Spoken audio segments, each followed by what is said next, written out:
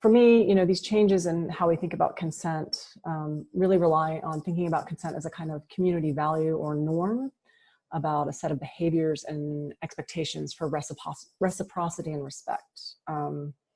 It's about how we behave towards each other during, before, and after the time that we are so-called in the field as researchers. We didn't talk about in our article, but I think it's a question that does arise from the things that we're talking about today, is what do you do when you're researching with groups with whom you fundamentally disagree, right? In this particular project, we were working with groups who have visions that we are in alignment with, that we already basically, we agree with their values and their goals and their projects. But if we had worked with groups whose politics or actions were ones that we found profoundly harmful,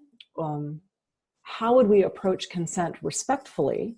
while maintaining our own personal boundaries, our own personal dignity, and also acknowledging the boundaries and the dignity of the people in those groups?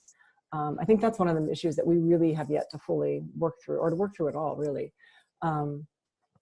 But I think that the idea of ongoing negotiated consent is just as relevant for working with those groups as it is for working with groups with whom you already share a sort of fundamental value set.